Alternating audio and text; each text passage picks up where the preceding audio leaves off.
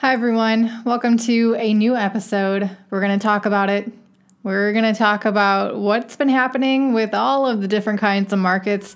Going to be comparing the traditional stock markets with cryptocurrency markets, how they differ in very important ways. But most importantly, I will be bringing it back to the long term. What this is all about, what this channel is all about, and what I think is going to be happening in the future. So if you're interested, keep watching. I'm going to get into it.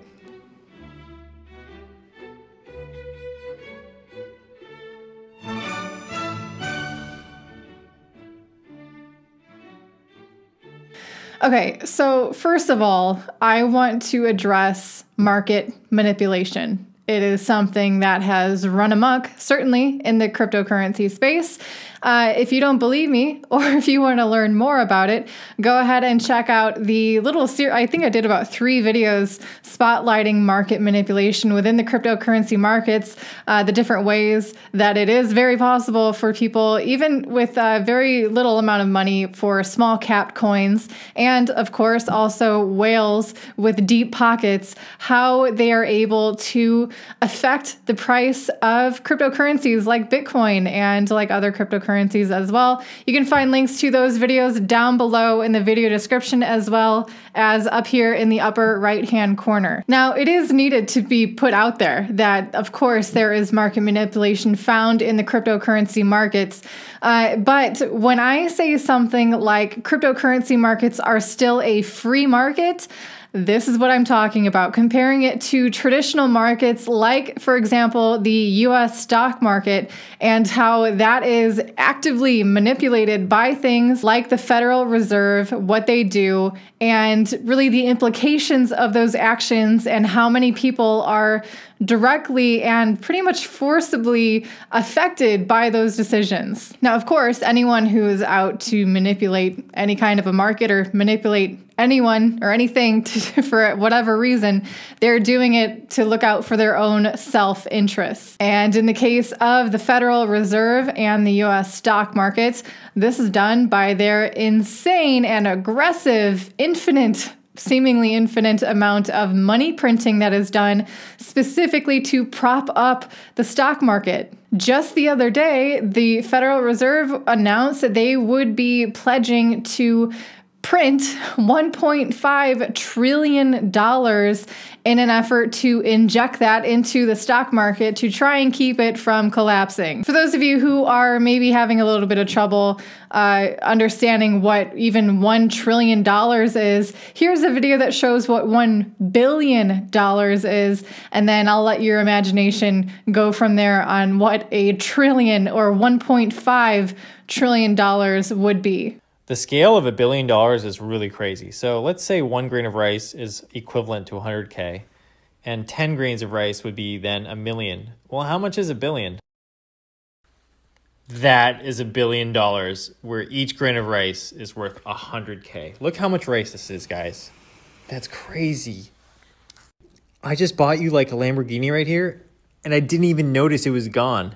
Here's a $5 million house in California. And oh, look, I still have all this money. Well, a lot of you guys asked me, well, how much does Amazon CEO Jeff Bezos have in terms of rice? 1 billion, Jeff Bezos has 122 of these, or 58 pounds of rice. If each grain of rice was 100K. Look how big this is, guys. I'm gonna show you the scale here. I'm gonna put a keyboard in just for fun. Look how deep that goes. That's insane. This is Jeff Bezos' new house that's $145 million in LA. And then, oh my God. Now, there are some very specific repercussions for things like money printing or quantitative easing or whatever they want to call it. It's money, it's printing money, and it is inflation, and it is actively devaluing the US dollar. Now, these actions are being taken by people who weren't voted into their position. They don't take a vote to make the decisions that they make to take these actions. And yet, the people who are most affected are these citizens who are effectively forced to use this currency. They are paid in it. They are forced pretty much to use it to buy things. And yet these people are still very much subjected to the whims of central banks like the Federal Reserve. Now, as you can hopefully see by this very short comparison between how traditional markets like the US stock market are manipulated, effectively manipulated by things like central banks and the Federal Reserve pumping money into the economy, hoping to, it's fake. I mean, come on, it's all fake. The difference between that and the cryptocurrency market being manipulated, if you can't tell the difference, here is the difference. Let's say a whale, a deep-pocketed person, having some nefarious activities on a public centralized exchange, making trades, affecting the price one way or another because they have such deep pockets. They can place certain orders that affect the price, swing it one way, and then take advantage of that price movement. Again, if you're interested in how this is done, definitely check out the videos in the upper corner and down below in the video description. But here is the very important specific detail that is the very big difference between market manipulation found on the cryptocurrency markets compared to what we are seeing the Fed do to things like the US stock market. And that is the fact that Bitcoin whales aren't able to manipulate the market forever. They can only do so much because they don't have an infinite supply of Bitcoin to fight the trend of the market to be able to go in the direction that they like. It will have to correct at some point. The market goes up and the market goes down. As we all have experienced very recently, it definitely goes down. But it's fine because it is much healthier that way. It's a much more honest representation of the free market of this cryptocurrency space. But this very minor detail, I believe, will be the shining light and the main difference of how these two different markets will recover from whatever we're experiencing now with this like global economic pandemic thing with coronavirus. And I'm definitely not saying that is what is the cause of this turmoil that we're in. Definitely would point to the central banks in that aspect, and coronavirus either was, a very, very nicely timed event for them to place some blame on. But anyway, really, regardless of why these markets are doing what they're doing, the very simple fact that cryptocurrencies aren't being manipulated by central banks, aren't being pumped with money printed out of thin air into these markets like the US stock market, the crypto markets, I believe, will recover much better because it's just a much more honest market than the stock market. Not to mention the fact that artificially propping up any market, it only kicks the can down the road. It only builds the hill higher for that market to tumble down eventually, inevitably, when the money printing just isn't enough to prop it up. We've seen the Fed very recently again pledge to pump $1.5 trillion into the market, trying to save the economy. We've also seen them very recently reduce the interest rates yet again.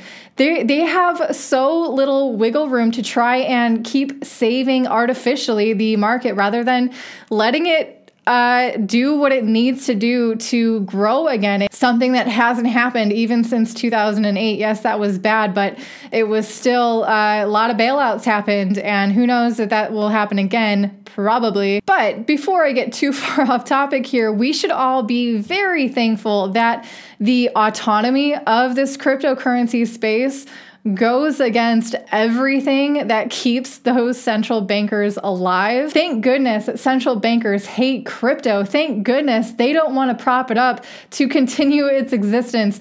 Thank goodness that let's say this, if central banks were cancer, the cryptocurrency space would be a perfectly alkalized environment that does not support its existence. Now, because of this, I believe that the cryptocurrency markets will ultimately bounce back better than the traditional stock markets, if not, well, hold on, I need to say this with the disclaimer. This is not me calling a bottom by any means or a top or any kind of a price prediction. I'm not saying you should invest in cryptocurrencies right now. It is a crazy time for all of these markets, but as the dust settles and things start to kind of calm down, I think that the cryptocurrency markets will recover better than the traditional ones, if not for the fact that they were not propped up by some central banker's fat finger. And if anything, it will be due to the utility of a decentralized digital currency. Utility as in the fact that they are peer-to-peer, meaning you do not need a centralized third party to approve transactions. It is autonomous, meaning that you are able to store them safely, independently, and securely on your own without having to hand over your investments to some third party, like, say, a bank or an investment bank, who we all know they take your investment by virtue of fractional reserve banking. They're only required to keep 10% of your holdings actually in their possession, and they can do whatever they want with the other 90%. Oftentimes they're loaning it out. Oftentimes they are rather risky loans that could end up falling through. Hello, 2008, and you are left with nothing because the bank wasn't actually holding your money. They were trying to make money off of it anyway. It is borderless. It is decentralized, also known as unstoppable if it is properly decentralized. And also, most beautifully, in my opinion, again, these decentralized cryptocurrencies are completely free from any of the charades of any politics, of any government anywhere. Now, it sounds all great, but what we are experiencing or could be experiencing in the future is not something to take lightly. I'm not trying to do like a FUD campaign or like a grim doom and gloom kind of video. I really want to focus on the long-term value of cryptocurrencies.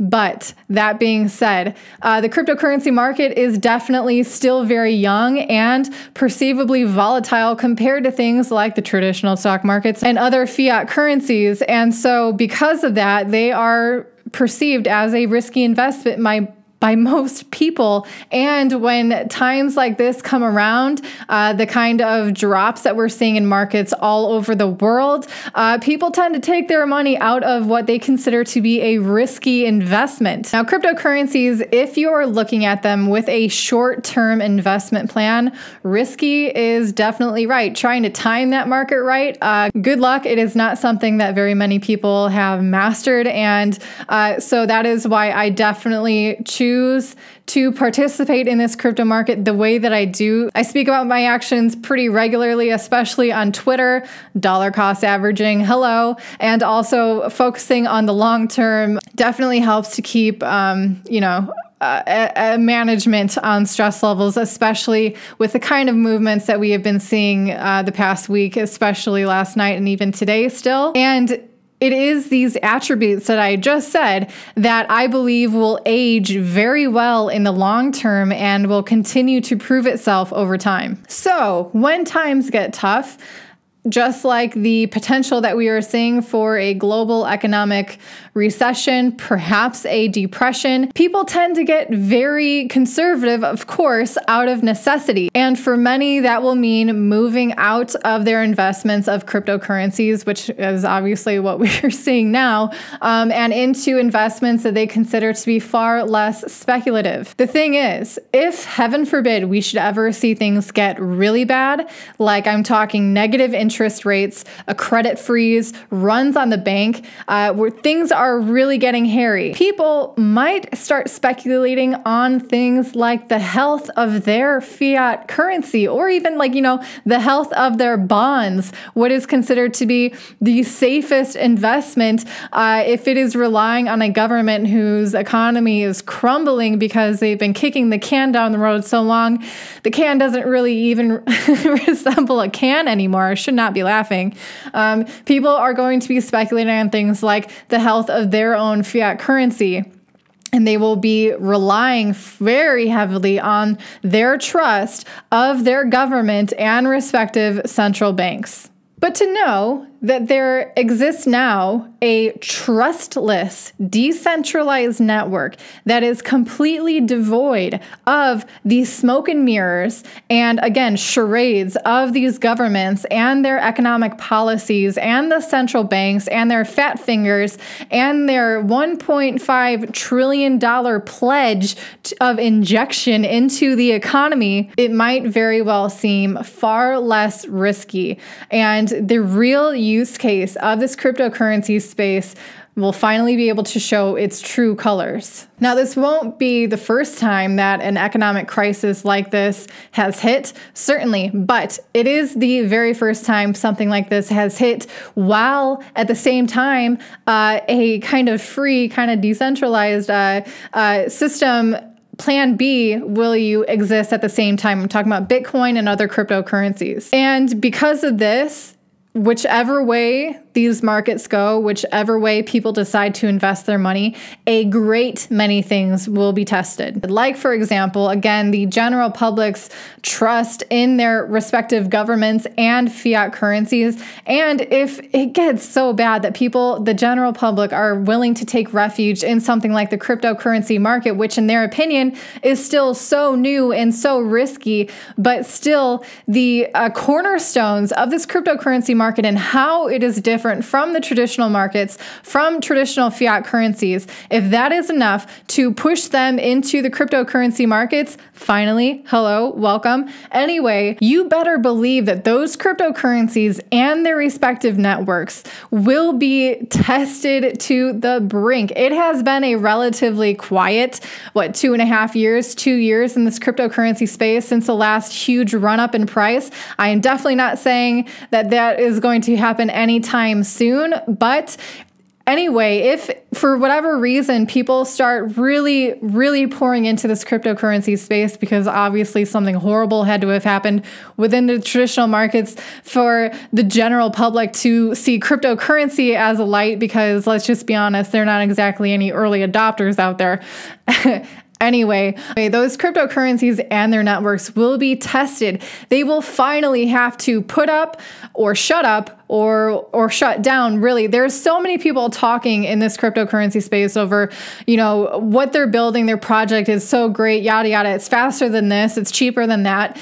If this happens, whenever the masses, for whatever reason, whenever they decide to come into this cryptocurrency space, that will be tested. And we'll be able to see what we're working with and what kind of utility these coins and these networks can actually provide.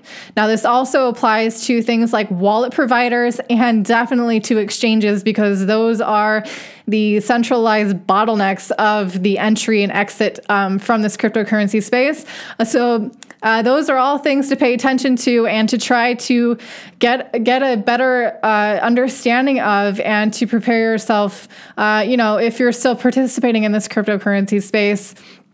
It is a bit of a bloodbath out there. So for those of you who have anything left over to be buying the dips, I'd be curious to hear from you. Anyway, that's going to wrap it up for this video. I hope that you guys enjoyed it, and I hope that you're not too depressed looking at the prices. Keep an eye on the long term. That has definitely always been the goal of this channel, bringing it back to the basics, bringing it back to the real utility of cryptocurrencies and the potential that they have for being a hedge against central banks. So that's it for today's video. Again, I hope you enjoyed it. I'll be seeing you guys soon. In the meantime, try to have a good one.